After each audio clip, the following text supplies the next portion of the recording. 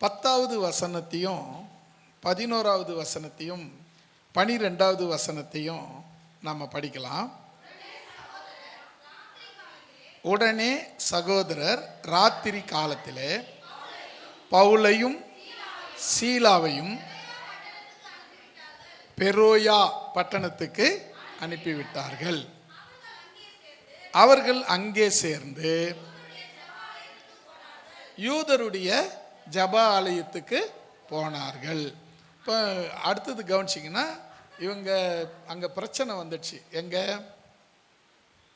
தெசலோனிக்கேவில் பிரச்சனை வந்துடுச்சு.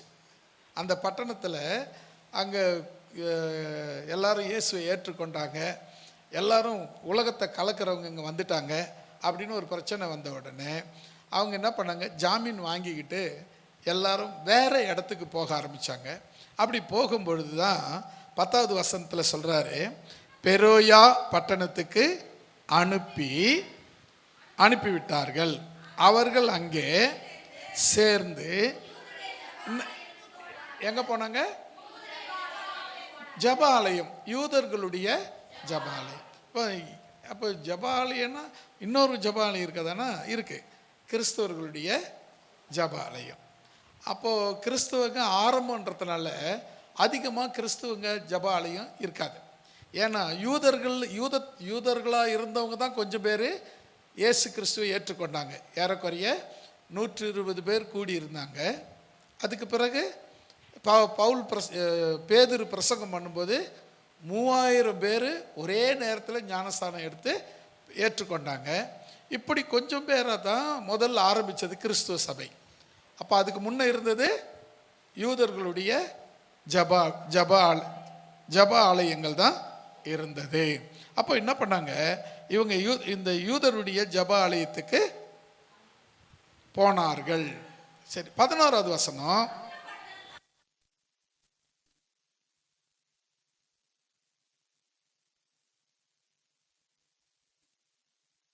அல்லேலூயா. அந்த பட்டணத்தார் மனோவாஞ்சையாய், அப்படின்னா சந்தோஷமா, ஆர்வமா, ரொம்ப ஆசையா வசனங்களை ஏற்றுக்கொண்டார்கள். ரொம்ப முக்கியமாக கவனிக்க வேண்டியது, நீங்கள் உங்கள் மனசில் குறித்து வச்சுக்க வேண்டியது. ரெண்டாவது, அடுத்து பாருங்க, காரியங்கள் இப்படி இருக்கிறதா என்று டெய்லி வேத வசனத்தை ஆராய்ந்து பார்த்தாங்க. மூணாவது என்ன நடந்தது? தெசலோனிக்கேவில் இருக்கிறவங்களை காட்டிலும் பெரோயா பட்டணத்தில் இருக்கிறவங்க நற்குணசாலிகளாக இருந்தார்கள். அல்லேலூயா. இப்போ இவங்க தெசலோனிக்கேவில் இருக்கிறவங்களை விட பெரோயா பட்டணத்தில் இருக்கிறவங்க நற்குணசாலிகள். நற்குணசாலினா நல்ல குணம் உள்ளவங்க. பார்த்தீங்கன்னா எல்லாரும் சொல்லுவாங்க, உலகத்தில் 2 பேர் வாழறாங்க, ஒன்று நல்லவங்க, இன்னொன்று கெட்டவங்க. இது எல்லா இடத்துலையும் இருக்குது. ஒரு வேலைத்துறையில் எடுத்துக்கிட்டிங்களேன், நல்லவங்களும் இருக்காங்க, கெட்டவங்களும் இருக்காங்க. ஒரு ஊரில் எடுத்துக்கிங்களேன், 90 வீடு நல்ல வீடாக இருக்கும், ஒரு 10 வீடு அது கெடுதல் செய்கிற வீடாக தான் இருக்கும். ஏன் அப்படின்னா அது இயல்பு, இயற்கையாக அது மாறிடும். ஏன்னா அவங்களுடைய நோக்கமே மற்றவங்களை அடித்து பிடிச்சி பிழைக்கிறது தான். இவங்க மற்ற 90 பேர் அவங்க உழைச்சி என் வாழ்க்கை இதுதான், இப்படி தான் வாழணும்னு நிர்ணயிச்சு வாழறவங்க. இதுதான் வித்தியாசம். எல்லா இடத்துலையும் 2 பேர் இருப்பாங்க. அதே போல் இவங்க பாருங்க எப்படி இருந்தாங்களா, நல்ல குணசாலிகளாக இருந்தாங்க. நற்குணசாலிகள், நல்ல குணசாலிகளாக இருந்தாங்க. அப்போ அதுக்கு முன்னே குணசாலிகளாக இல்லைன்னு அர்த்தம். அது ரொம்ப முக்கியம். அதுக்கு முன்னே அவங்க யாரா இல்லை? நல்ல குணசாலிகளாக இல்லை. ஏன் அவங்க நல்ல குணசாலிகளாக இல்லை? வசனத்தை அவங்க அறியலை. வசனத்தை அறியாததுனால அவங்க நல்ல குணசாலிகளா இல்லை. அப்போ எப்படி வசனத்தை அறிஞ்சாங்க அப்படின்னா, மன விருப்பத்தோடு வசனத்தை அறிந்தார்கள். இதுதாங்க ரொம்ப முக்கியம். இப்போ நம்ம பார்க்க போகிற வார்த்தை அந்த பட்டணத்தார். எந்த பட்டணத்தார்? பெரோயா பட்டணத்தார். அது ஞாபகம் வச்சுக்கோங்க. அந்த பட்டணத்தார் சொல்லும் போது எந்த பட்டணத்தார்?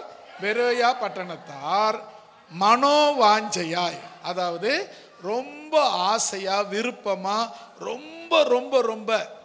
நீங்கள் நிறைய பேர் பார்த்தீங்கன்னா பைபிள் படிப்பாங்க, கடமைக்காக படிக்க சொன்னார், படிக்க சொல்கிறாங்க, கட்டாயப்படுத்துகிறாங்க அப்படின்னு. ஆனால் சில பேர் வீட்டில் பிள்ளைங்க பைபிள் எடுத்து வச்சு படிச்சுக்கின்னு பாட்டுன்னு உட்காந்து மணிக்கணக்கில் படிக்கிறாங்க.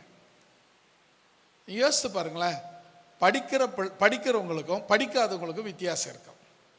நல்ல வசனத்தை ரெகுலராக சொல்லாமல் எதிர்பார்க்காம யாரும் சொல்லி படிக்காமல் அவங்களா அஞ்சியாக விருப்பமாக படிக்கிறவங்கள நீங்கள் பாருங்கள், அவங்க மாறுபட்டு இருப்பாங்க, வித்தியாசமாக இருப்பாங்க. அதே சொல்லி சொல்லி படி படி படின்னு கொட்டி கொட்டி கொட்டி படிக்க சொன்னோம்னா அவங்க இன்னும் அப்படியே தான் மக்கா தான் இருப்பாங்க. இதுக்கு ரெண்டுத்துக்கும் வித்தியாசம் இருக்குது. அப்போது நிறைய பேர் வீட்டில் சும்மா இருக்கிறோம் அப்படின்னாக்கா பைபிளை படிக்க ஆரம்பிச்சிருவாங்க. எனக்கு தெரிஞ்சு ஒரு பாஸ்டர் காஞ்சிபுரம் பக்கத்தில், அவங்க அவருக்கே 60 வயசு இருக்கும். அவங்க அப்பாவுக்கு யாருக்குறைய ஒரு 20 வயசாவது பெரியவராக இருப்பார்ல, 80 வயசு 85 வயசுக்கு மேலே இருக்கும். நான் அவர் வீட்டுக்கு போகிறேன். அந்த அவர் வீட்டு வாசலில் அந்த ஒரு இது மாதிரி ஒரு சின்னதாக ஒரு சேர் ஹால், இந்த இது இருக்குல்ல போர்ட்டிக்கில் ஒரு ஓரத்தில் ஒரு சேர் ஒன்று போட்டுக்கின்னு ரொம்ப வயசானவர், ரொம்ப வயசானவர், 80க்கு மேலே இருக்கிற வயசானவர், கண்ணாடி போடாமல் பைபிளை உட்காந்து படிச்சுக்கினே இருக்கிறாரு. நான் உள்ளே போகும்போது படிச்சுக்கிட்டு இருந்தார், வரும்போதும் படிச்சுக்கிட்டு இருந்தார். நான் ஏறக்குறைய போய் 1 மணி நேரம் பொறுத்து வரேன், அப்பவும் அவர் படிச்சுக்கிட்டு தாங்க இருக்கார். அப்புறம் நான் எனக்கு மனசு கேட்கல, திரும்பி பாஸ்டர் விட்டு போனேன். ஐயா, அப்பா அவருக்கு பைபிள் படிக்கிறத தவிர வேற எதுவுமே பிடிக்காது. கண்ணாடி போடாமல் இப்போல்லாம் 35 தாண்டனாவே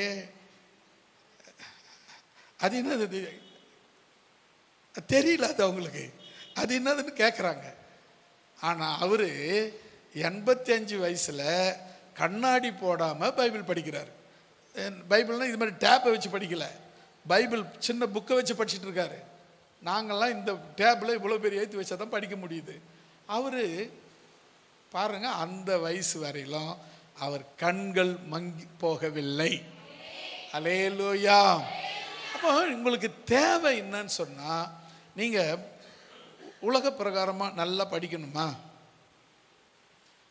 ஆமாவா? பைபிளை நல்லா படிங்க.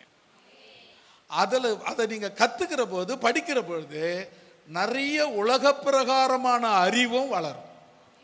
இப்போ உதாரணத்துக்கு நீங்கள் பைபிள் இப்போ படிக்கிற மாதிரி ஆரம்பத்தில் வந்த நேரத்தில் நீங்கள் பைபிள் படிச்சிங்களா? அப்படி யோசிச்சு பாருங்களேன். கட்டாயம் இல்லைன்னு தான் சொல்லுவீங்க. காரணம், அது ஆரம்பத்தில் நம்ம படிச்சிருக்கலாம், டிகிரி படிச்சவங்களும் கூட பாருங்களேன், ஒரு பொருள் வாங்க அந்த இடத்துல படிக்கும்போது. ஆனால் இது நமக்கு என்ன ஆயிடுச்சுன்னா, படித்து இது நமக்கு சரளமாக மாறிடுச்சு, இப்போ சாதாரணமாகி போச்சு. நாங்கள்லாம் ஸ்கூலில் எழுந்து நின்று கல் மாதிரி நின்றுக்கிட்டு இருப்பேன். ஏன்னா எனக்கு ஒரு ஆரம்பத்தில் ஒரு வீக்னஸ் இருந்துச்சு. என்னன்னா, எழுத்தை பார்த்தோன்னா மொத்த எழுத்தும் ஒன்றா ஆகிடும். அப்புறம் கண்ணு கலங்கிடும், மொத்த எழுத்தும் ஒன்றா தெரியும். படிக்க சொல்லி அடின்னு அடிப்பாங்க, படிக்க வராது. படிக்க தெரியும், ஆனால் படிக்க வராது. ஏன்னா கண்ணு கலங்கும், எழுத்து மறைஞ்சிடும், கலங்கிடும், எழுத்து முழுசும் எல்லாம் ஒன்றாயிடும், படிக்க முடியாது. முதல் இயேசுவை ஏற்றுக்கொண்டு பைபிள் படிக்க ஆரம்பித்தேன். அன்னைக்கு அந்த கண்ணு கலங்கிறது, கண்ணு குழம்புறது, அந்த எழுத்து மறைகிறது, அதெல்லாம் ஒன்றுமே கிடையாது, சரியாயிடுச்சு. அதுக்கு முன்னே நான் படிக்கணுன்னா வாத்தியார் அடி வாங்கினா கூட வேணால் படிக்க மாட்டேன். என் மேலே சந்தேகம் வந்துடுச்சு வாத்தியாருக்கு. 7ஆம் கிளாஸ் வாத்தியார். அவர் என்ன பண்ணார், படிக்க சொன்னால் படிக்க மாட்டேறான், ஆனால் மார்க் மட்டும் நல்லா வாங்குறான், சந்தேகம் வந்து என்ன பண்ணார், எக்ஸாம் எழுதும்போது பக்கத்தில் உட்கார வச்சு எழுத சொன்னார், வாத்தியாருக்கு பக்கத்தில்.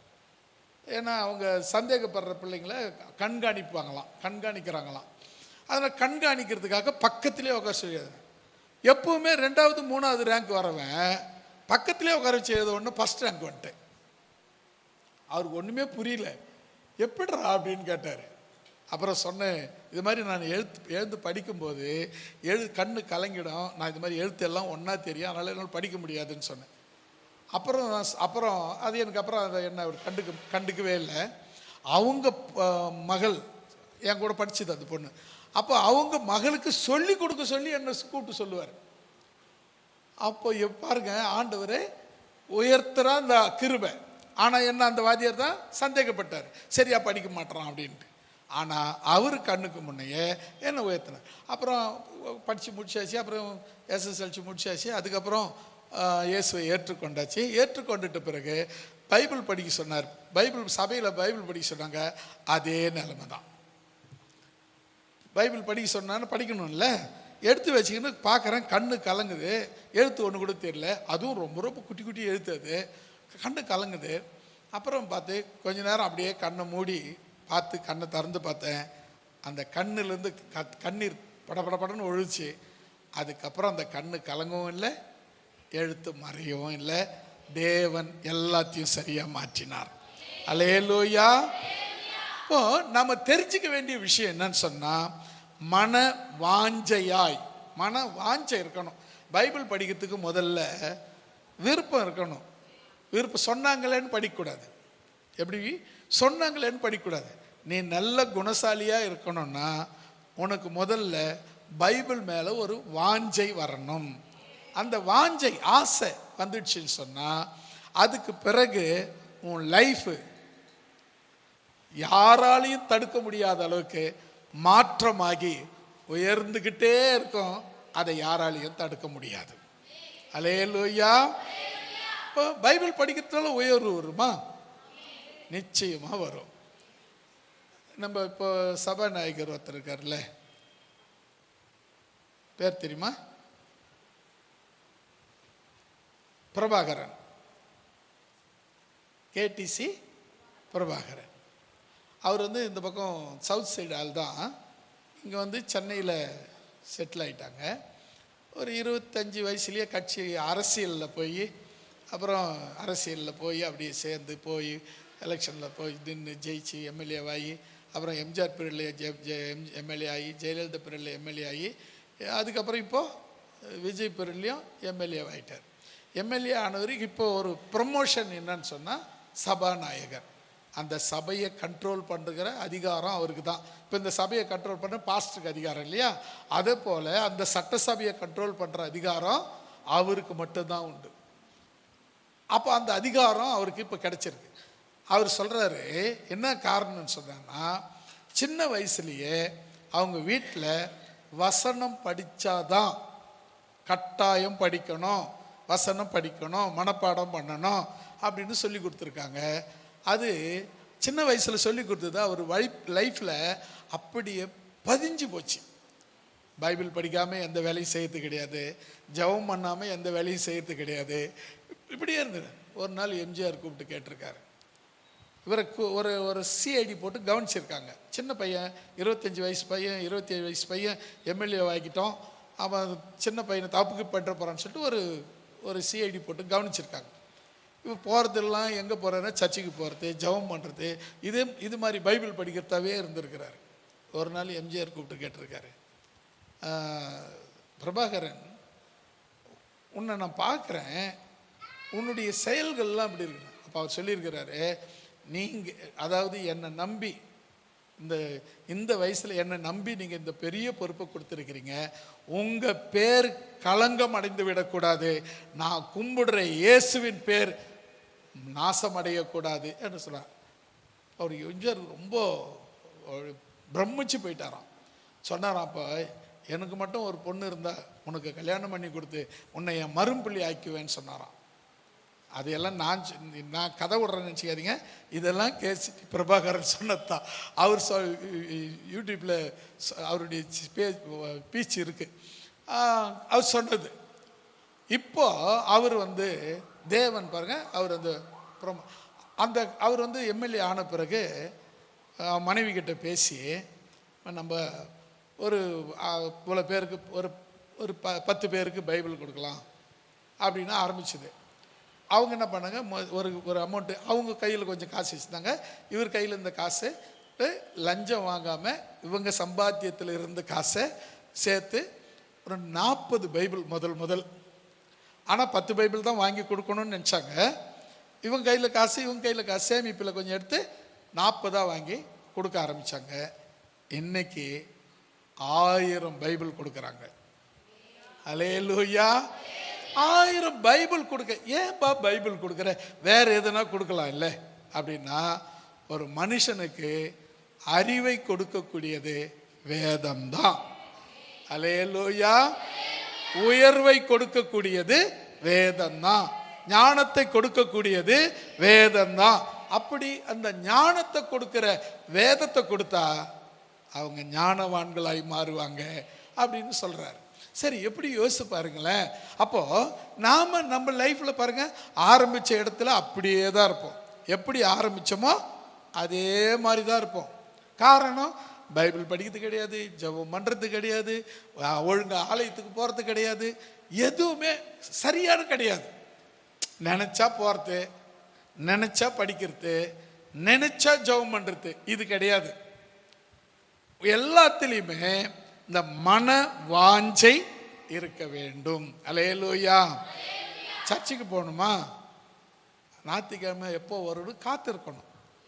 அந்த வாஞ்சை, ஐயோ சர்ச்சுக்கு போய் ஆகணுங்கிற வாஞ்சை இருக்குமானா தேவன் நிச்சயம் உன்னை ஆசீர்வதிக்கிறத எந்த கொம்பனாலையும் தடுக்க முடியாது. அல்லேலூயா. அதே போல நீங்க பாருங்க, பைபிள் படிக்கிறோம் வீட்டில். இங்கே பார்த்தீங்கன்னா சில பேர் படிக்கிறாங்க. இப்போ ஆரம்பத்தில் பார்த்தீங்கன்னா ஒரே ஆள் தான் படிச்சுட்டு இருப்பாங்க. ஒரே ஆள் தான். நான் படிக்க நிறுத்தி இன்னொரு ஆள் படிக்கன்னு சொன்ன மாதிரி அப்புறமா தான் கஷ்டப்பட்டு படிப்பாங்க.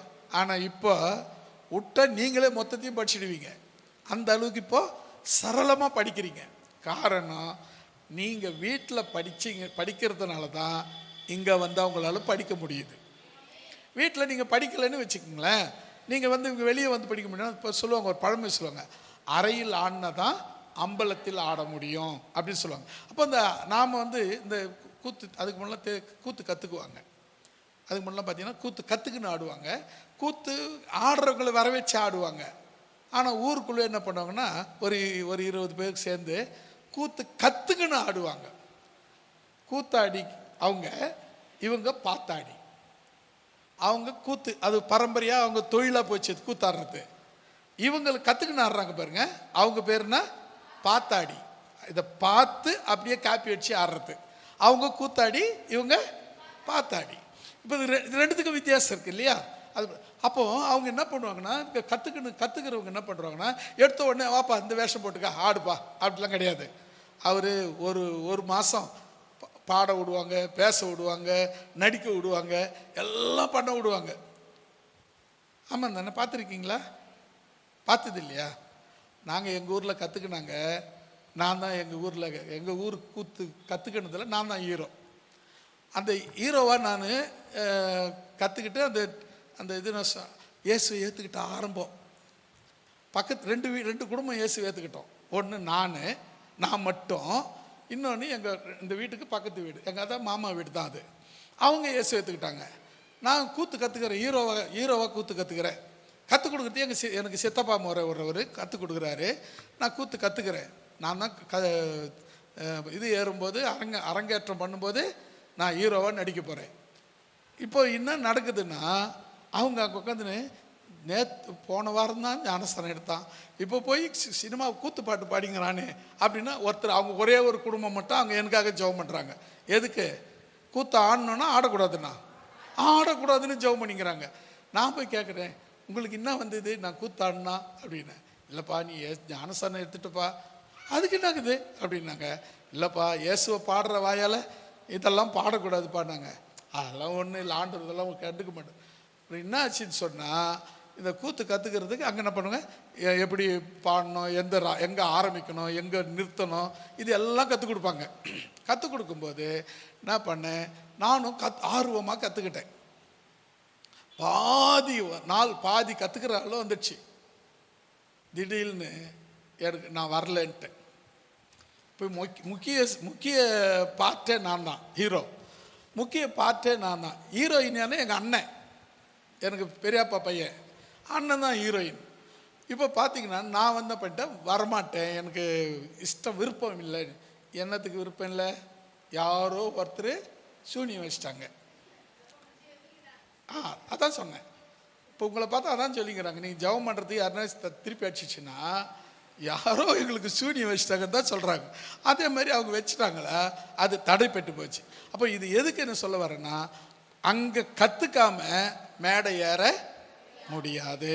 அதே போல தான் வீட்டில் நீங்கள் வாஞ்சையாக படிக்காமல் இங்கே வந்து நீங்கள் அரங்கேற்றம் பண்ண முடியாது.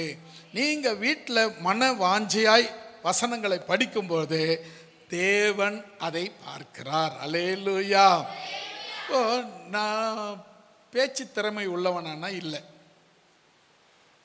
நான் பேச்சு திறமை உள்ளவனானா, பிரசங்கிக்கிற திறமை உள்ளவனானா இல்லை. ஏன்னா கூத்து கற்றுக்கிட்டேன், அதில் இன்னும் ரொம்ப நேரம் பிரசங்கம் பண்ணுற வேலை கிடையாது. வருவோம், வெளியே வருவோம், ஒரு பாட்டு பாடுவோம், 2-3 வசனம் சொல்லுவோம், அப்படி டப்புன்னு அடுத்த வழியில் உள்ளே போயிடுவோம். அதுக்கப்புறம் திரும்பி அதை கற்றுக்கிட்டு திரும்பி வந்து சொல்ல போகிறோம். ஆனால் இங்கே தேவ சமூகத்தில் 1 மணி நேரம் நின்று ஒரே காரியத்தை சொல்லி உங்களுக்கு சொல்லணும்னு சொன்னால், அந்த அளவுக்கு அறிவு இருக்கான்னு சொன்னால், அந்த அளவுக்கு ஞானம் பெற்றவனான்னு சொன்னால் கிடையாது. அப்போ இந்த ஞானம் எங்கேருந்து வந்ததுன்னா இந்த மன வாஞ்சையினாலே. அல்லேலூயா. இந்த மன வாஞ்சையோடு நான் வேதத்தை வாசிக்க ஆரம்பித்த பிறகு தேவன் இந்த ஞானத்தையும் இந்த அறிவையும் இந்த கிருபையும் அவர் எனக்கு கொடுத்தார். அல்லேலூயா. இப்படி எவ்வளவு நேரம் என்னால் பிரசங்கம் பண்ண முடியும்னு நினைக்கிறீங்க?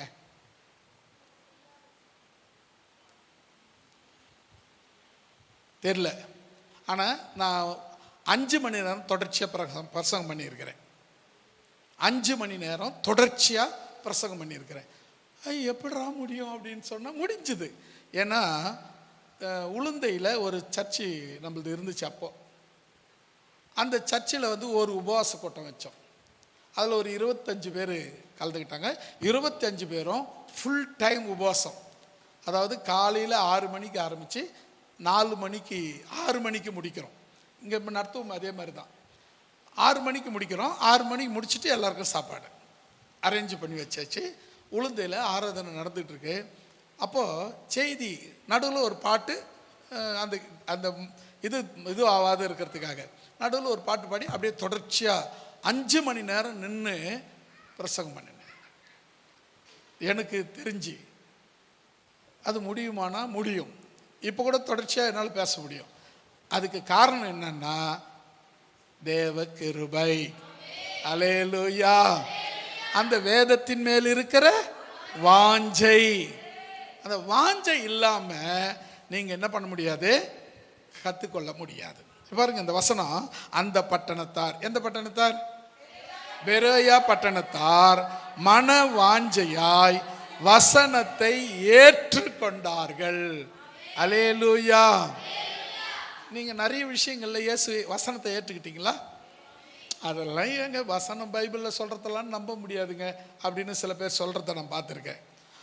அதெல்லாம் ஒரு புக்குங்க, அது ஒரு ஏதோ அவங்க இந்த காலத்தில் எழுதி வச்சுட்டு போயிட்டாங்க. அதெல்லாம் இந்த காலத்தில் கடைபிடிக்க முடியுமானா? நீங்கள் ஒன்று தெரிஞ்சுக்குங்க, ஏறக்குறைய 2000 ஆண்டுகளுக்கு முன்பு எழுதப்பட்ட இந்த வேதாகமம் இந்த காலத்துக்கும் ஏற்ற மாதிரி இருக்கிறது. அல்லேலூயா. இது ஆச்சரியமான ஆச்சரியம். யோசித்து பாருங்களேன், இந்த காலத்தில் எழுதுந்தா, இந்த காலத்துக்கு உகந்த மாதிரி எழுதுந்தா இல்லை. ஏறக்குறைய 2000 வருஷத்துக்கு முற்பட்டது. அப்போ எழுதின இந்த வேதாகமும் இந்த காலத்துக்கு சரியா இருக்கு. எந்த காலத்துக்கும் அது சரியா இருக்கும். இன்னும் 2000 வருஷம் பொறுத்து வர்ற தேவனுடைய பிள்ளைங்க அவங்களும் இந்த வசனத்தை அப்படியே எந்த மாற்றமும் இல்லாம அப்படியே படிக்க போறாங்க.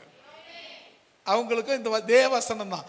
எந்த காலத்திலும் மாறாத ஒரு வேத வசனம் அப்படின்னா ஆண்டவராகிய இயேசு கிறிஸ்துவுடைய வசனம். சில வசனங்கள் பார்த்தீங்கன்னா சில வசனங்கள் ஆரம்ப காலத்தில் போட்ட வசனங்கள் இந்த காலத்தில் பார்த்தீங்கன்னா அதுக்கு மெருகூட்டி பேசுவாங்க. ஆனால் பைபிள் பாருங்க, அந்த காலத்திலையும் அதே வசனம் தான், நம்முடைய முன்னோர்கள் காலத்திலையும் அதே வசனம் தான், இப்போ நம்ம காலத்திலையும் இதே வசனம் தான், நாளைக்கு நம்முடைய பிள்ளைகள் பேர பிள்ளைங்க காலத்திலையும் இதே வசனம் தான், மாறவே மாறாது. அல்லேலூயா. அதுக்கு என்ன செய்யணும்னா மன வாஞ்சையாய் அதை நீங்கள் ஏற்றுக்கொள்ள வேண்டும். ஏற்றுக்கிட்டீங்களா? ஏற்றுக்கொண்டது உண்மைன்னா அடுத்தது என்ன செய்யணும்னா காரியங்கள் இப்படி இருக்கிறதா என்று எத்தனை நாளைக்கு ஒரு வாட்டி, வாரத்துக்கு ஒரு வாட்டி, மாசத்துக்கு ஒரு வாட்டி, வருஷத்துக்கு ஒரு வாட்டி, எத்தனை வாட்டி சொன்னாலும் தினந்தோறும் விட மாட்டீங்க. அதான் சரியான பதில். என்னன்னா எப்போல்லாம் நம்ம தியானிக்கணும் அப்படின்னா பாருங்க, காரியங்கள் இப்படி இருக்கிறதா, வசனம் இப்படி சொல்லுகிறதா, வசனம் இதை சொல்லுகிறதா, வசனம் அதை சொல்லுகிறதா, வசனம் இப்படியா சொல்லுகிறதா என்று தினம் தினம் தினம் தினந்தோறும் வேத வாக்கியங்களை வேத வசனங்களை அவ்வளவுதாங்க. அதை என்ன பண்ணணும்? ஆராய்ச்சி பார்க்கணும். இது என்னது ஆராய்ச்சி பார்க்கறதுனா என்னது? உங்களுக்கு எதுனா அந்த ஐடியா இருந்தா சொல்லுங்க.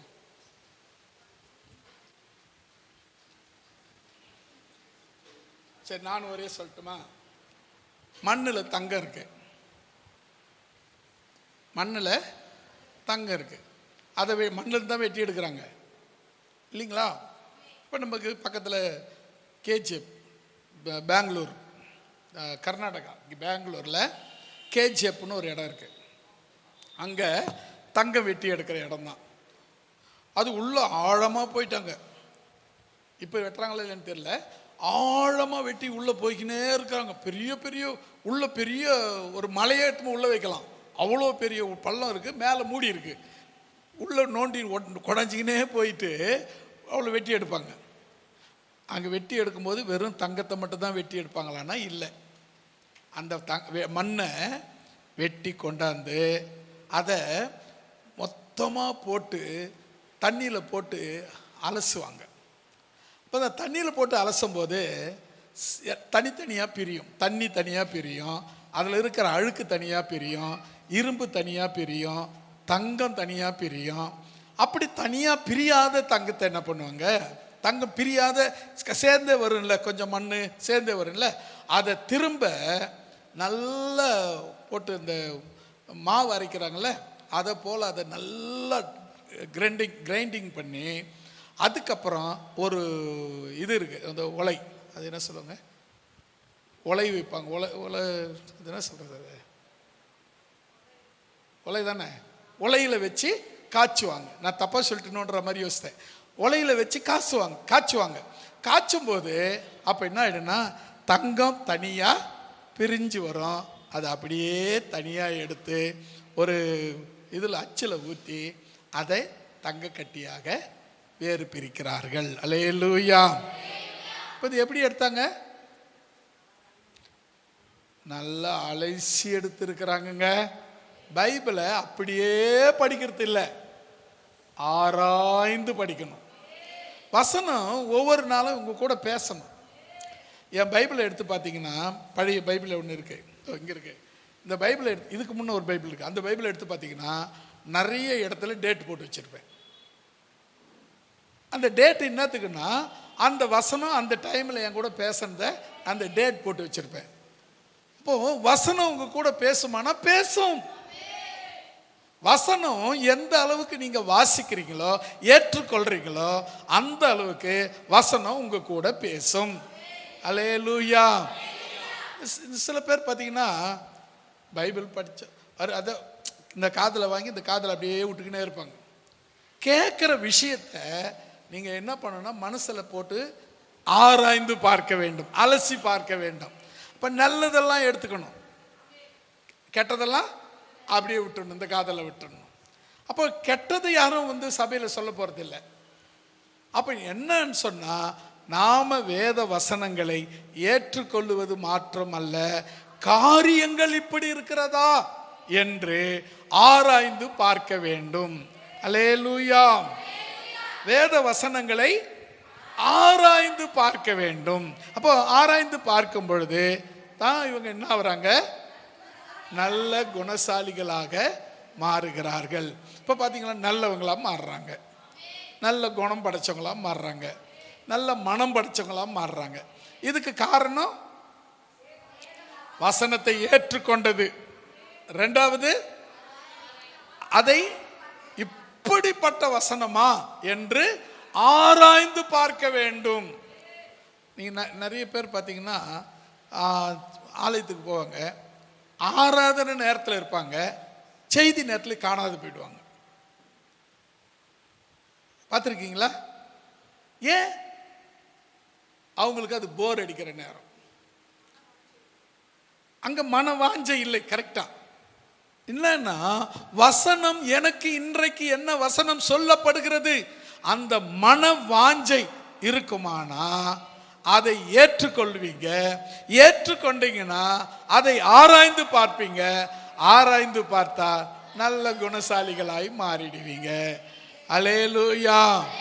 இப்போ நல்ல குணசாலிகளாய் மாறணும்னா நீங்க வேத வசனத்தை மன வாஞ்சையாய், மன விருப்பமாய், மன ஆசையாய் அதை ஏற்றுக்கொள்ள வேண்டும்.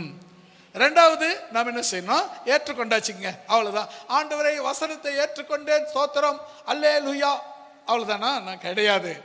ஏற்றுக்கொண்ட வசனத்தை நீங்கள் ஆராய்ந்து பார்க்க வேண்டும். ஒரு முறை நான் மணப்பாறை, திருச்சிக்கு பக்கத்தில் மணப்பாறை ஒரு வீட்டில் நைட்டு தங்க வேண்டியதாக இருந்துச்சு. ஒரு பிரதராக கூட போனி அங்கே தங்க வேண்டியதாக இருந்தது. அவங்க காலையில் ஜெபம் பண்ணுவாங்கன்னு பார்த்தேன், ஜெபம் பண்ணல.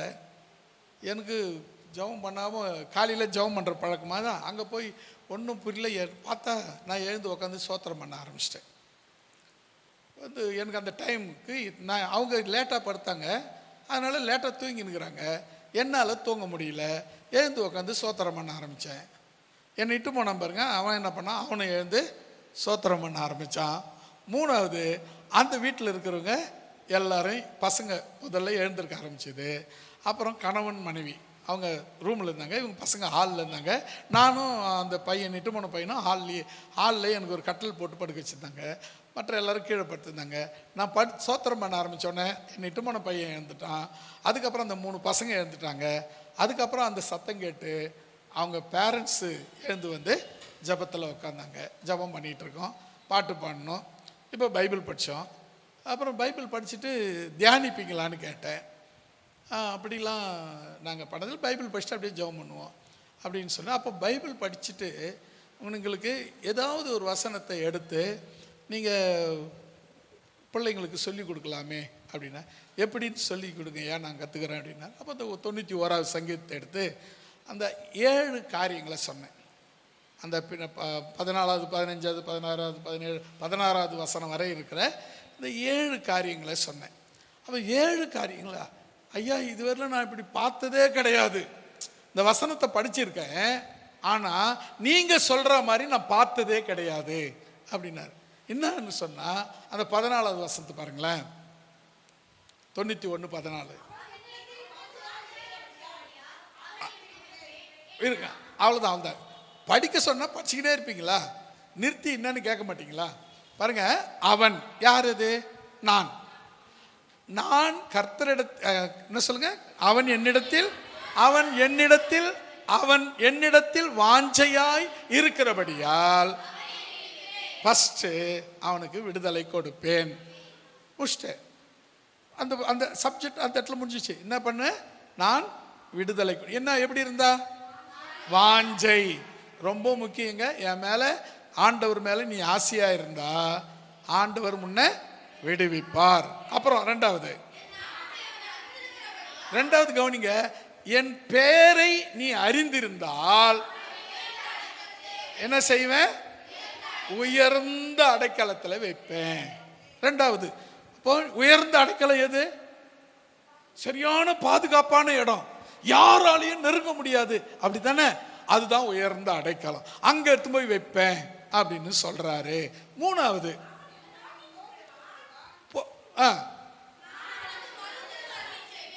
சரி போதும் போதும், அவன் என்னை நோக்கி கூப்பிடுவான், நான் அவனுக்கு பதில் கொடுப்பேன்.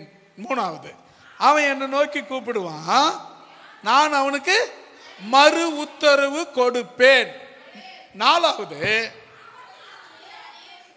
ஆபத்தில் நான் அவனோடு இருப்பேன், அவனை தப்புவிப்பேன், அவனை கனப்படுத்துவேன்.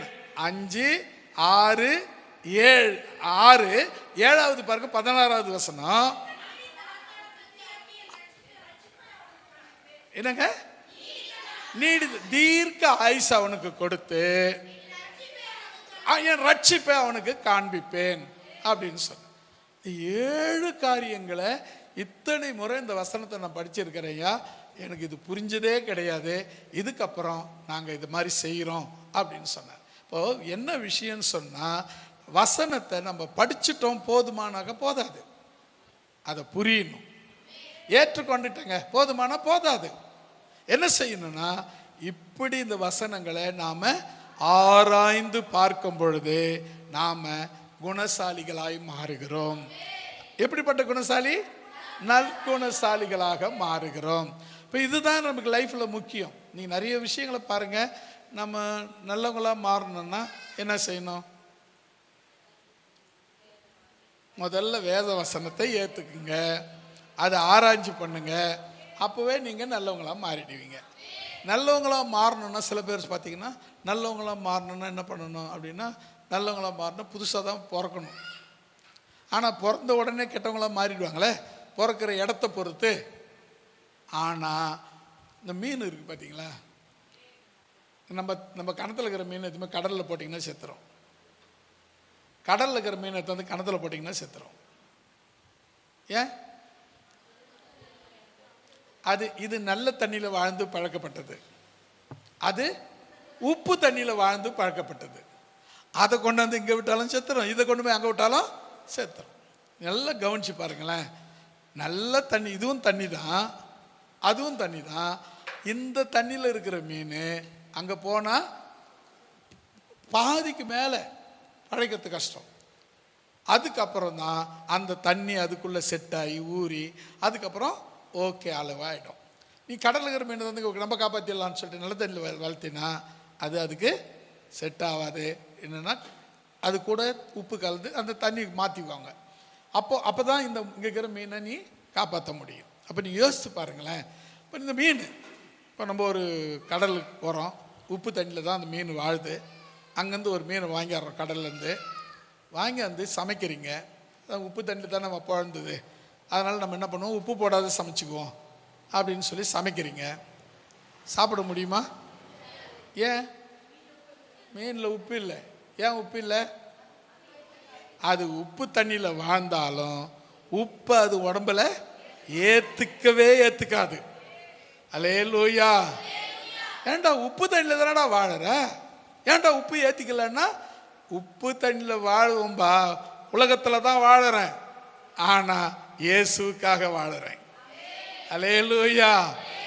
வாழறதுன்னு உலகத்தில் தான், ஆனால் நான் வாழறது இயேசுக்காக. அதனால உப்பு எனக்குள்ள ஏறாது. அதே போல தான் உங்கள் லைஃப்பும், நீங்கள் உலகத்தில் வாழ்ந்தாலும் உங்களுக்குள்ள உப்பு ஏறாது. அந்த உப்பு உலகத்தின் உப்பு ஏறாது. அப்போ அந்த உப்பு ஏறாது. ஆமாம், ஏறாது. ஏன்? இயேசுக்காக வாழ்கிறோம். அல்லேலூயா. ஒரு பாட்டு பாடுனீங்களே, வாழ்வது உமக்காக ஐயா, வாழ்வது உமக்காக,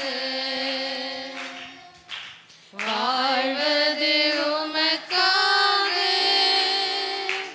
ஐயா, வாழ்வது உமக்காக. வாழ்கின்ற வாழ்க்கை ஒரு முறைதான், வாழ்கின்ற வாழ்க்கை ஒரு முறைதான்.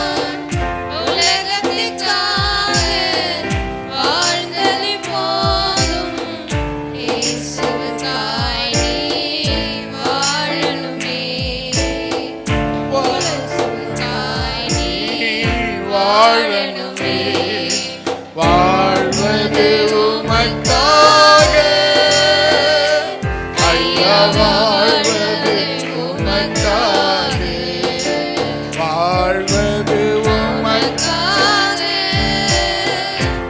ஐயா வாழ்வது உமக்காக. Praise the lord. ஹல்லேலூயா. இப்போ நம்ம வசனத்துக்கு வந்துடலாமா? மன வாஞ்சியாய் ஏற்றுக்கொள்ளணும். ரெண்டாவது, இப்படி இருக்கிறதா என்று ஆராய்ந்து பார்க்கணும். அப்படி பார்த்தா நல்ல குணசாலிகளாய் மாறுவீர்கள். 12வது வசனம் பாருங்களேன். என்னங்க? அதனால் அவர்களில் அநேக பேரும், கணம் பொருந்திய கிரேக்கரில் அநேக ஸ்திரீகளும் புருஷர்களும் விசுவாசித்தார்கள். என்னங்க முக்கியம்? நான் நல்லவனா வாழ்ந்தா யாருக்குங்க பிரயோஜனம் அப்படின்னா, இந்த வசனம் 12வது வசனம் அது முடிவு பண்ணிடுச்சு பாருங்க. அதனால் அவர்களில் அநேக பேர், யாரு? இந்த பெரோயா பட்டணத்தில் அநேக பேர். அடுத்தது சொல்றாரு, கணம் பொருந்திய கிரேக்கர். இந்த கிரேக்கர் கணம் பொருந்தியவங்களாம். ஏன்னா அந்த காலத்தில் கிரேக்கர் தான் அவங்கள ஆண்டுக்கிட்டு இருந்தாங்க. அந்த நாடுகள்லாம் ஆட்சியாளர், அரசாட்சியில் இருந்தாங்க, ராஜாக்களாக இருந்தாங்க. அப்போ அதிகாரம், நாட்டை ஆளுகிற அதிகாரம் அவங்க கையில் இருந்தது. அதனால அவங்கள சொல்ற பாருங்க, கணம் பொருந்திய கிரேக்கர். அவங்க யாரு? கணம் பொருந்திய, அதாவது மதிப்புக்குரியவங்க. இப்போ நம்ம எல்லாரும் பார்த்தீங்கன்னா, இப்போ நம்மளிருந்து ஒருத்தர் எம்எல்ஏ ஆகிறாரு, அவரை பார்த்து என்ன சொல்கிறாங்க? மாண்பு மிகு அப்படின்னு சொல்கிறாங்க. மாண்பு அப்படின்னா ரொம்ப மரியாதைக்குரிய, மாண்பு மிகுந்தவர், மாண்பு மிகுந்தவர். அப்புறம் திரு சோன் சோ பேர் சொல்லுவாங்க, மாண்பு மிகுந்தவர். அப்போ நீங்கள் நமக்கு எம்எல்ஏ பதவி கிடைக்குமா? நம்ம போய் நம்மளை யாருன்னா மாண்பு மிகுன்னு சொல்லுவாங்களா? அந்த எம்எல்ஏ பதவி நமக்கு வேண்டவே வேண்டாம். ஆனால் நம்மளை மாண்பு மிகுன்னு சொல்ல முடியும். எப்போ அப்படின்னா, இந்த வசனங்களை ஏற்றுக்கொண்டு அதை ஆராய்ந்து பார்த்து நீங்கள் நல்லவங்களாக மாறும்போது, நற்குலசாலிகளாய் மாறும்போது, அவர்களில் அநேகம் பேரும், கணம் பொருந்திய கிரேக்கரில் அநேக ஸ்திரீகளும் புருஷரும் விசுவாசித்தார்கள். அல்லேலூயா. நீங்க கணம் பெற்றவங்களா மாறும்போது உங்களை பார்க்குறவங்க, அவங்க கணத்துக்குரியவங்களா இருந்தால், ஆட்சியாளர்களாக இருந்தாலும், அதிகாரத்தில் உள்ளவங்களாக இருந்தாலும், ராஜாக்களாக இருந்தாலும், மந்திரிகளாக இருந்தாலும், அவர்களும் தேவனை விசுவாசிப்பார்கள் என்று வேதம் தெளிவுபடுத்துகிறது. அல்லேலூயா. இப்போ நம்ம முதல்ல யாரை விட யாராக இருந்தாங்க அப்படின்றது தான் முக்கியம். பெரோயா பட்டணத்தார் யாரை விட? தெசலோனிக்கிய மக்களை விட இவங்க கிரேட்டாக இருந்தாங்க, அதாவது நற்குணசாலிகளாக இருந்தாங்க. அப்போ நமக்கு ஓரளவுக்கு அந்த தெசலோனிக்கை பற்றி தெரியணும்ல, அப்போ தானே இவங்களை பற்றி இவங்க கிரேட்டுன்னு சொல்ல முடியும். இதில் என்னன்னு சொன்னால், இவங்க எப்படிப்பட்டவங்களாக இருந்தாங்கன்னா, துன்பத்தின் மத்தியில், தெசலோனிக்கே சபை ரொம்ப நெருக்கத்தின், துன்பத்தின், கஷ்டத்தின் மத்தியில் விசுவாசிங்க தேவனை உறுதியாய் பற்றி கொண்டார்கள். ரொம்ப ஃப்ரீயாக இருக்காங்கப்பா, ஜாலியாக இருந்தாங்கப்பா, அப்போ இயேசுவை பிடிச்சிக்கிட்டாங்கப்பா இல்லை. ரொம்ப நெருக்கம், ரொம்ப உபத்திரவம், ரொம்ப பிரச்சனை, ரொம்ப போராட்டம், இதுக்கு மத்தியில் தான் அவங்க எப்படி இருந்தாங்களாம்? விசுவாசத்திலே உறுதியாய் இருந்தார்கள்.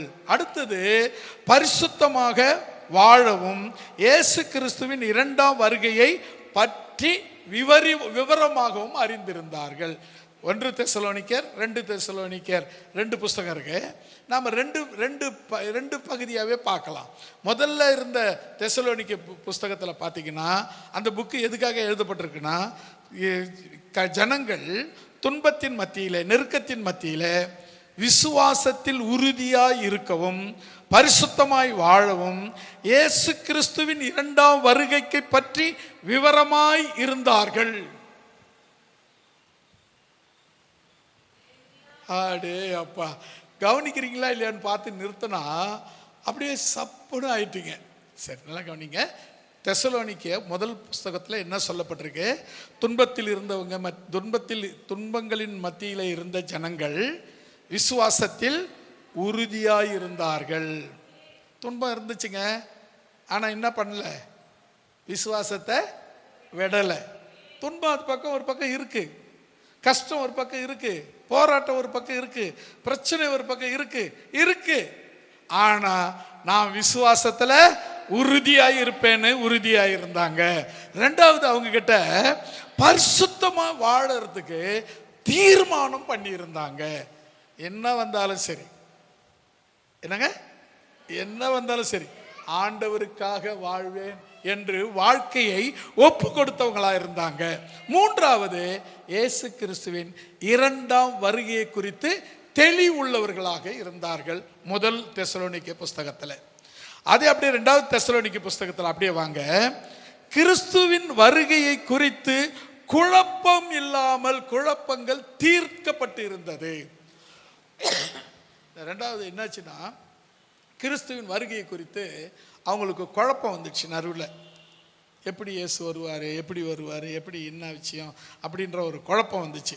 அந்த குழப்பம் வந்ததுனால அதில் தெளிவாக இருந்தார்கள். அந்த குழப்பத்திலிருந்து தெளிவாக இருந்தார்கள். கிறிஸ்துவின் வருகை குறித்து குழப்பங்களை தீர்க்கவும், சோம்பல்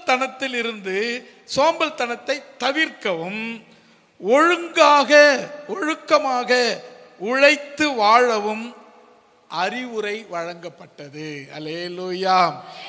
இப்போ இவங்களும் அப்படி இப்படிமா தான் இருந்தாங்க. முதல்ல பாருங்க, கஷ்டத்தில் தான் இருந்தாங்க, ஆனால் விசுவாசத்தில் உறுதியாக இருந்தாங்க, பரிசுத்தமாக வாழ்ந்தாங்க, ரெண்டாம் வருகைக்கு ஆயத்தமாக இருந்தாங்க. ஆனால் ரெண்டு சொல்லுங்க பாருங்க, கிறிஸ்துவின் வருகை குறித்து குழப்பங்கள் தீர்க்கப்பட்டு இருந்தாங்க. ஏன்னா நடுவில் ஒருத்தர் இப்போ வருகையை பற்றி பேசுகிறேன்னு வச்சுக்க, அது எப்படி அப்படின்னு நடுவில் ஒருத்தர் களை வெட்டுவார் பாருங்க. அதை போல் ஆட்கள் அங்கே இருந்திருக்காங்க. அது எப்படி ரெண்டாம் வருகை, அது எப்படி ஆண்டவர் வருவார், ஆண்டவர் இப்படி எப்படி அப்படின்னு கேள்வி கேட்பாங்க பாருங்க. அதை போல கேட்கும்போது இன்னொரு கேட்குறவங்களுக்கு என்ன இருக்கணும்? ஆமாம், இல்லை இது எப்படி? வேத வசனத்தை ஆம் ஆமேன் வேற மாதிரி கேட்டிங்கன்னா உங்களுக்கு புரியவே புரியாது. வேத வசனம் ஆம் என்றும் ஆமேன் என்றும் தான் இருக்கு. அதை விட்டுட்டு ஒரு கேள்வி கேட்டீங்கன்னு வச்சுங்களேன், குழப்பமா உங்களுக்கே குழம்பிடும். கடைசியில் என்ன ஆகிடுங்க, நீங்கள் விசுவாசத்தை விட்டு விலகி போயிடுவீங்க. வசனம் பாருங்க, கிறிஸ்துவின் வருகை குறித்து குழப்பத்தை தீர்க்கவும், அவங்க ரொம்ப சோம்பேறித்தனமாக இருக்கிறாங்க, சோம்பல் தனத்தை தவிர்க்கவும், ஒழுங்காக உழைத்து வாழவும் அறிவுரை அவர்களுக்கு வழங்கப்பட்டது. இப்போ நீங்கள் தெசலோனிக்கேவில் இருக்கிறவங்களை விட நற்குணசாலிகளாக மாறணும்னா இந்த காரியங்களை உங்களுக்குள்ள இருக்கணும். என்னென்ன பாருங்க. முதல்ல, துன்பத்தின் மத்தியில் விசுவாசத்தில் உறுதியாக இருக்கணும். ஓகேவா? நெருக்கங்கள் இருக்கும், துன்பங்கள் இருக்கும், சோதனை இருக்கும், கஷ்டம் இருக்கும், இதெல்லாம் இல்லைன்னா சொல்ல முடியாது. இதுக்கு மத்தியில் நீ விசுவாசமா இருக்கணும், விசுவாசத்தில் உறுதியாய் இருக்கணும். ரெண்டாவது, பரிசுத்தமா வாழ பழக்கணும். அது பரிசுத்தமாக வாழறது எப்படிங்க அப்படின்னா, அது உடனே வந்துடாது, பழகி கொள்ளணும். ஒரு விஷயத்தை தொடர்ச்சியாக ஒரு 40 நாள் தொடர்ச்சியாக செய்தீங்கன்னா 41வது நாள் தானாக அது ஆட்டோமேட்டிக்காக ஆகிடும். உனக்கு அதே இதான் நம்ம லைஃப்னு ஆகிடும். இதில் நீங்கள் யோசித்து புரிஞ்சு பார்த்தீங்கன்னா உங்களுக்கே புரியும். இது என்னன்னு சொன்னால், ஒரு விஷயத்தை தொடர்ச்சியாக 40 நாள் நீங்கள் செய்தீங்கன்னா அது உங்கள் வாழ்க்கையின் அங்கமாய் மாறிடும். அல்லேலூயா. அப்போ கவனிச்சு பாருங்களேன், பரிசுத்தமாய் நீங்கள் வாழ பழகணும். இப்போ தெசலோனிக்கே மக்கள் பரிசுத்தமாக வாழ பழகினாங்க. இப்போ ஆராய்ந்து பார்த்தவங்க என்ன பண்ணியிருப்பாங்க? இந்த ஆராய்ந்து பார்த்தாங்களே அவங்க என்ன பண்ணியிருப்பாங்க? ஆஹா, துன்பங்கிறது வருத்தாம்பா, ஆனால் நம்ம இயேசுவை விசுவாசத்தில் உறுதியாக இருக்கணும்பா அப்படின்னு அதை அவங்க அங்கே கற்றுக்கிட்டாங்க. ரெண்டாவது கவனிங்க, பரிசுத்தமாக வாழணும்பா. என்ன சூழ்நிலை வந்தாலும் நாம் ஆண்டவருக்காக பரிசுத்தமாக வாழணும்பா. அந்த தெசலோனிக்கே மக்கள் பரிசுத்தமாக வாழ்ந்தாங்கப்பா, நாமளும் பரிசுத்தமாக வாழணும்பா. ரெண்டாவது கத்துக்கிட்டாங்களா?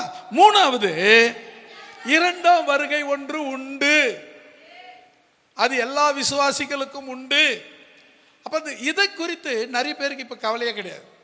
இரண்டாம் வருகையாவது மூணாவது வருகையாவது இப்போதைக்கு என்ன நடக்குது, இப்போ நாம் எப்படி இருக்கிறோம், இப்போ என்ன செய்கிறோம், அடுத்தது நம்ம என்ன பண்ண போகிறோம், நாளைக்கு என்ன பண்ண போகிறோம். நாளைங்கிறது இரண்டாம் வருகை தான். எப்போ வரும்னு தெரியாது, எப்படி வரும்னு தெரியாது, அதுக்காக ஆயத்தமாக இருக்கணும். இப்படி அவங்களும் தங்களை ஆயத்தப்படுத்தி கொள்ள ஆரம்பித்தாங்க. பாருங்கள், தெசலோனிக்கேயாவில் இருக்கிறவங்களை விட என்னென்ன பண்ணியிருக்காங்க பாருங்கள். துன்பங்கள் வரும், நாம் என்ன பண்ணோம், விசுவாசத்தில் உறுதியாக தான் இருக்கணும். ரெண்டாவது, பரிசுத்தமாக தான் வாழ்ந்தாகணும். மூணாவது, இரண்டாம் வருகைக்கு நாம் ஆயத்தமாக இருக்கணும் அப்படின்னு முதல் தெசலோனிக்கே புஸ்தகத்தில் கற்றுக்கிட்டாங்க. ரெண்டாவது புஸ்தகத்துக்கு வாங்க, அதில் என்ன கற்றுக்கிட்டாங்க அவங்க? பெரேயா பட்டணத்தார் என்ன கற்றுக்கிட்டாங்க? கிறிஸ்துவின் வருகையை குறித்து இருந்த குழப்பங்கள் தீர்க்கப்பட்டாங்க. இப்போ தெசலோனிக்கே மக்களுக்கு குழப்பம் இருந்துச்சு, நிறைய குழப்பம் இருந்துச்சு. தெசலோனிக்கேயர் புஸ்தகத்தில் நிறைய அந்த குழப்பம், 4வது அதிகாரத்தில் பார்த்தீங்கன்னா அது குழப்பம், நிறைய குழப்பம். கடைசியாக சொல்லுவார், ஒரு நோட்டீஸில் ஒரு நொடி பொழுதில் ஆண்டவர் வருவார், மறுரூபமாக்குவார், இப்படிலாம் சொல்லி முடிப்பார். அப்போ வந்து குழப்பங்களை ஏற்படுத்துகிறவங்க இருக்கிறாங்க. அதனால் அவங்க குழப்பத்திலிருந்து தெளிவாக இருந்தாங்க. கிறிஸ்துவின் வருகையை குறித்து குழப்பங்கள் தீர்க்கப்பட்டிருந்தது. அடுத்தது, சோம்பேறித்தனம் இல்லாமல் உழைப்பதற்கு அவங்க கற்றுக்கொண்டாங்க.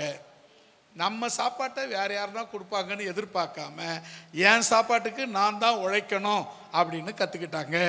அதுக்கப்புறம் இது இந்த இந்த இந்த இரண்டு காரியங்களை அவங்க கற்றுக்கிட்டதுனால முன்ன ஒரு 3 காரியம், இப்போ ஒரு 2 காரியம், 5 காரியங்களை அவங்க கற்றுக்கிட்டதுனால இந்த தெசலோனிக்கேயரை விட பெரேயா பட்டணத்தார் நல்ல குணசாலிகளாய் இருந்தார்கள்.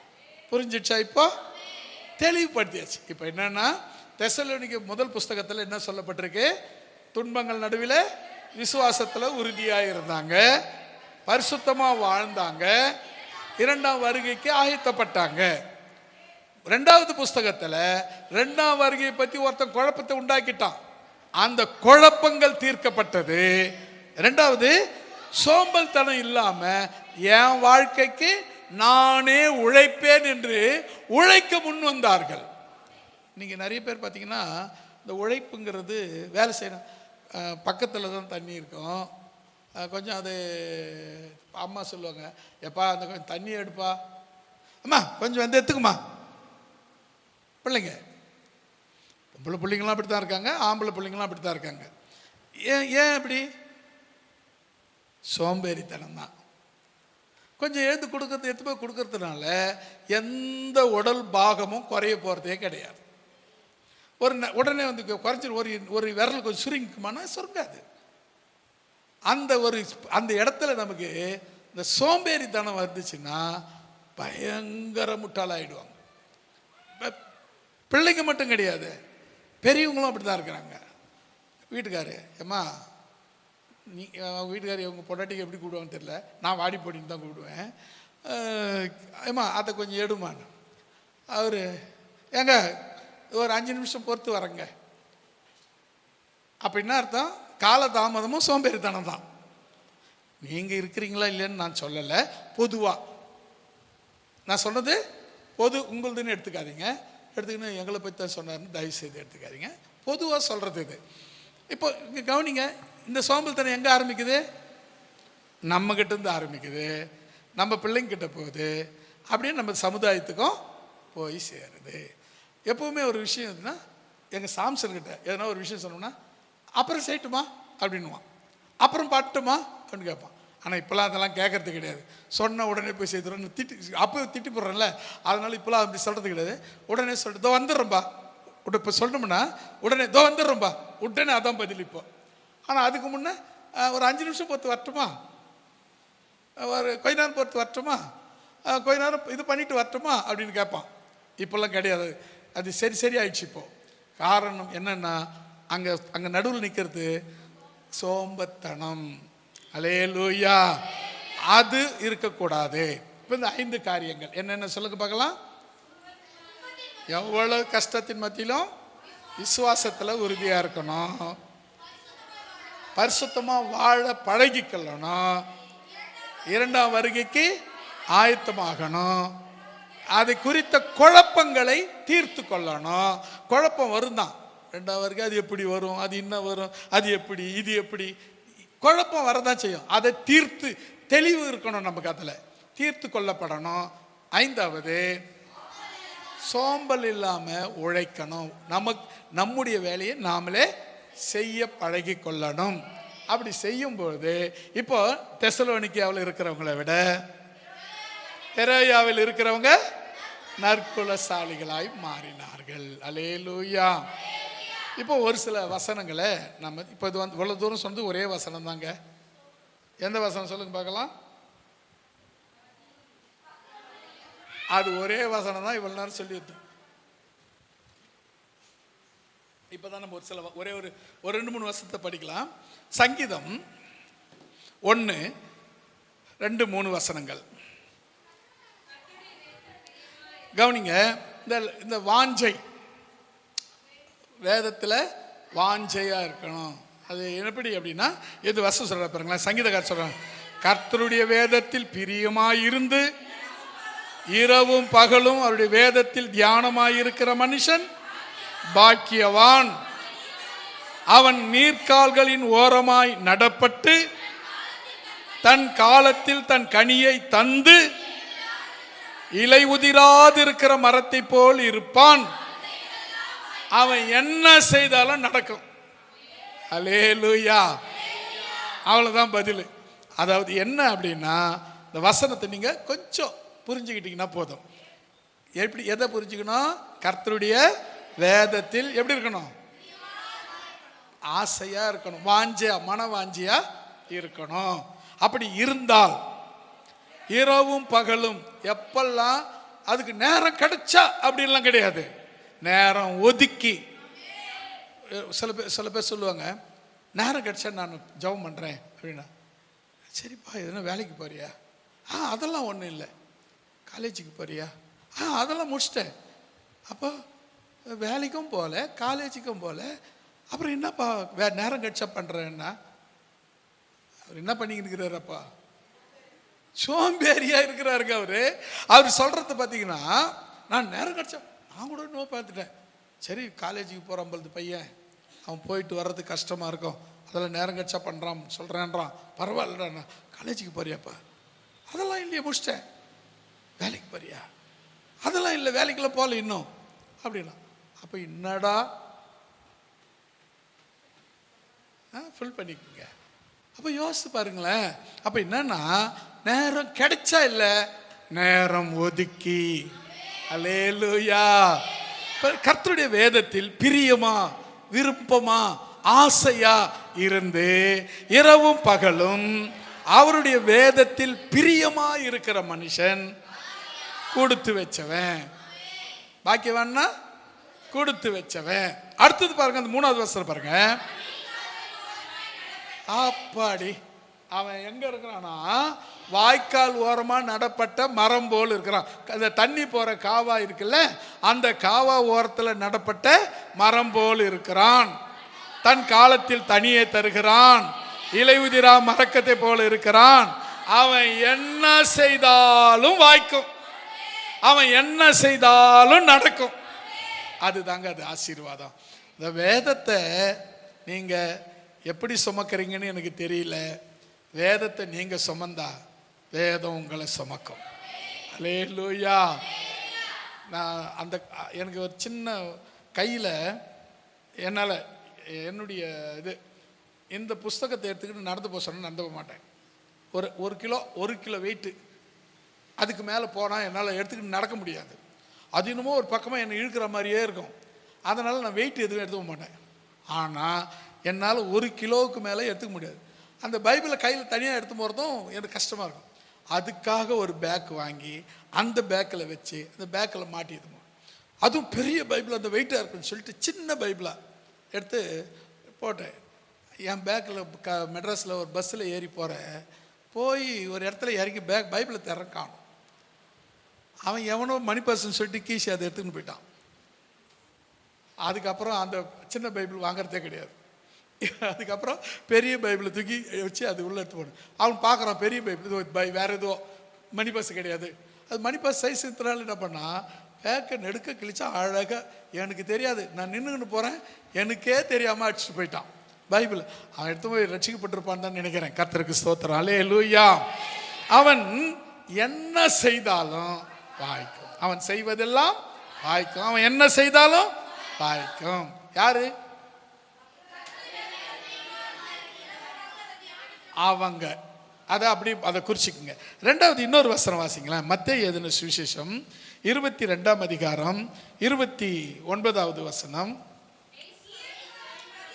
இயேசு அவர்களுக்கு பிரத்யுத்தரமாக, நீங்கள் வேத வாக்கியங்களையும் தேவனுடைய வல்லமையையும் அறியாமல் தப்பான எண்ணம் கொள்கிறீர்கள்.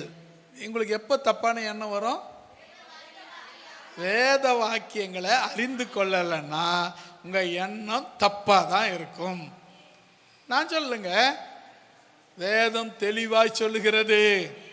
உங்களுக்கு தப்பான எண்ணம் வருது, அப்போ என்ன செய்யணும்? வேத வசனம் நமக்கு உள்ளே இல்லை, வெளியே போயிடுச்சு, கூப்பிட்டு உள்ளே வைக்கணும் மறுபடியும். வேத வசனம் சொல்ல, இயேசு அவர்களுக்கு பிரத்யுத்தரமாக, நீங்கள் வேத வாக்கியங்களையும் தேவனுடைய வல்லமையையும் அறியாததனால தப்பான புத்தி உங்களுக்கு வருது, தப்பான எண்ணம் உங்களுக்கு வருது, தப்பான செயல்கள் உங்களுக்குள்ள இருக்கு.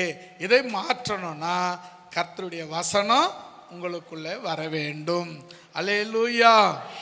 இன்னொரு வசனம் கூட பாருங்களேன்.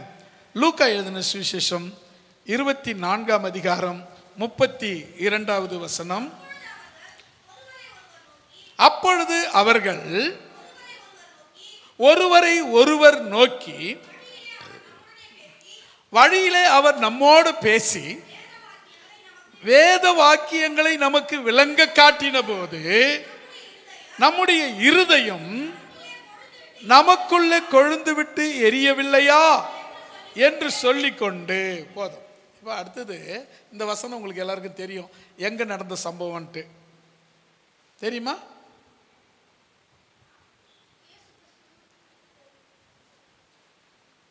ரொம்ப யோசிக்கிறீங்க.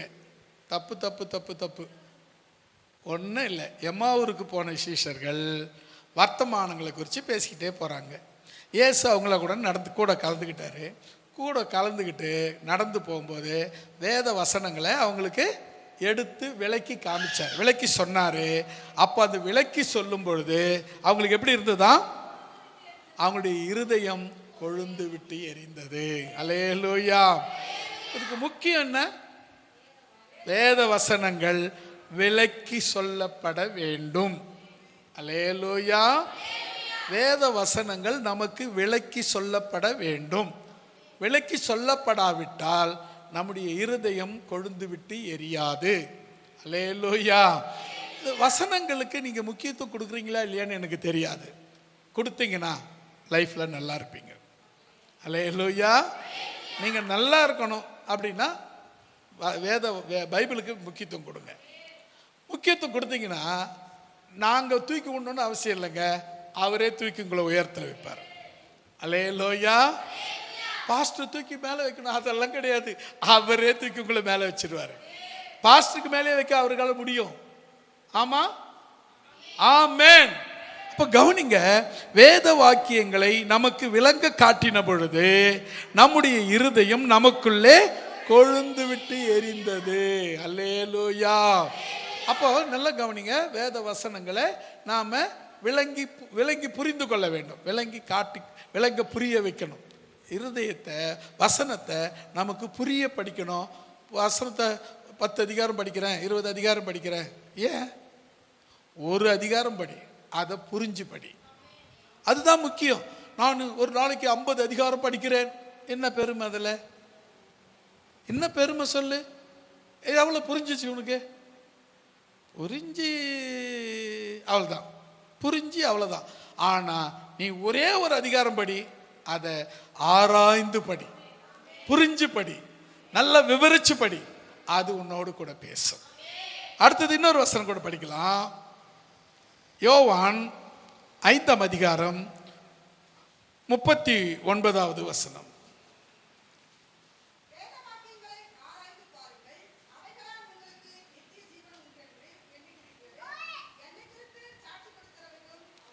ஆமேன். அல்லேலூயா சொல்லலாமா? மறுபடியும் வேத வாக்கியங்களை, ஆமேன், வேத வாக்கியங்களை, ஏன்? அதனால உங்களுக்கு நித்திய ஜீவன் உண்டு. வசனம் அப்படிதான் சொல்லுதுங்க. வேத வசனத்தை ஆராயும் போது நித்திய ஜீவன். நித்திய ஜீவன் என்ன? நித்திய ஜீவன் எங்கேயோ படிச்ச மாதிரி இருக்குல்ல, எங்கேயோ கேள்விப்பட்ட மாதிரி இருக்கு. ஐயோ, அவ்வளவுதாங்க, முடிவில்லாத வாழ்வு, யாராலையும் முடிக்க வைக்க முடியாது அந்த வாழ்க்கையை. அதுதான் நித்திய ஜீவன். யோசித்து பாருங்களேன், வேத வாக்கியங்களை ஆராய்ந்து பார்த்தால் அது உங்களுக்கு நித்திய ஜீவனை கொடுக்கும். நித்திய ஜீவன் பெற்றுக்கொள்ளணும்னா நீங்க என்ன செய்யணும்? வேத வாக்கியங்களை ஆராய்ந்து பார்க்கணும். அடுத்தது பாருங்க, ஐந்தாவதாக அப்போஸ்தலர் 18ஆம் அதிகாரம் 28வது வசனம்.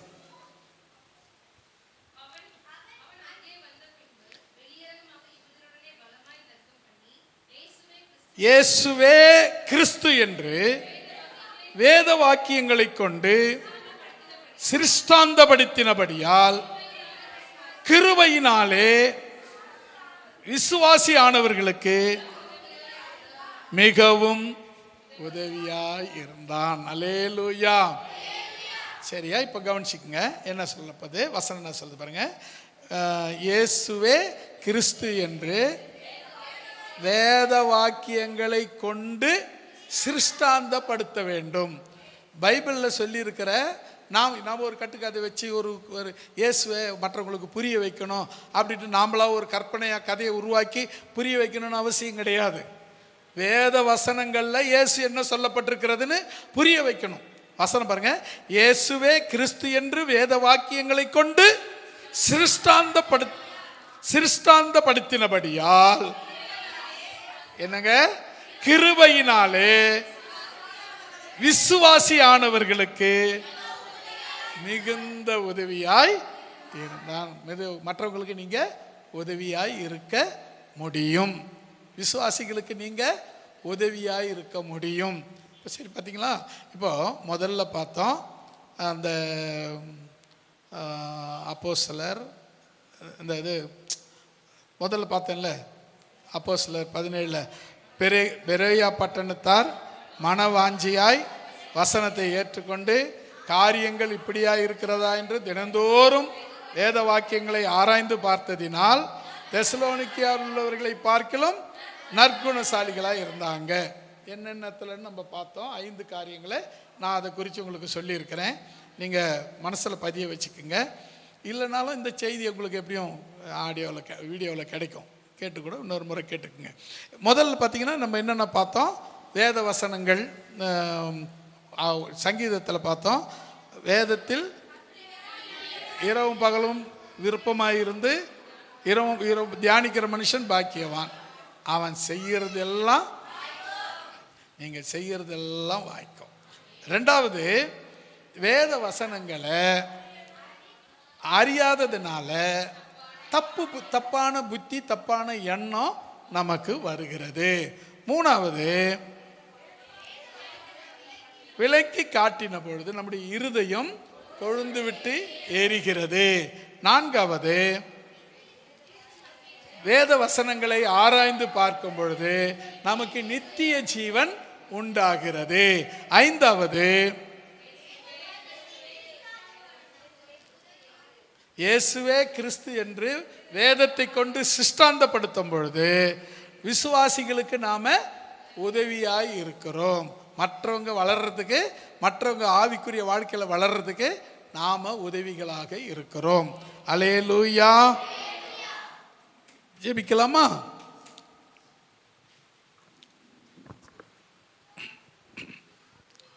நற்குணசாலிகளாய் வேத வசனம் உன்னுடைய வாழ்க்கையை உனக்கு அறிவு உண்டாக்குகிறது, மேன்மை உண்டாக்குகிறது, கிருபை உண்டாக்குகிறது, உலகத்தில் வாழ வைக்கிறது. வேத வசனம் உண்மையாய் அறிந்தவர்கள் யாருடைய ஒத்தாசை இல்லாம வாழ்ந்து கொண்டுதான் இருக்கிறார்கள். அவர்களை குறுக்கிவிட யாராலையும் முடியாது, அவர்களை தடுத்துவிட யாராலையும் முடியாது. வேத வசனத்திலே நிற்கிற ஒருவனை, ஒரு மனிதனை, ஒரு சகோதரியை அழித்துவிட ஒருவராலையும் முடியாது. வேத வசனங்கள் அவர்களை நினைப்பூட்டி எழுப்புகிறது. வேத வசனங்கள் தப்பான எண்ணம் கொள்ளாதபடி நம்மை தடுக்கிறது. வேத வசனங்கள் மற்றவர்களுக்கு உதவியாய் இருக்கும்படி நம்மை ஊன்றி விடுகிறது. வேத வசனங்கள் நம்மோடு பேசும் பொழுது நம்முடைய இருதயம் கொழுந்து விட்டு எரிகிறது.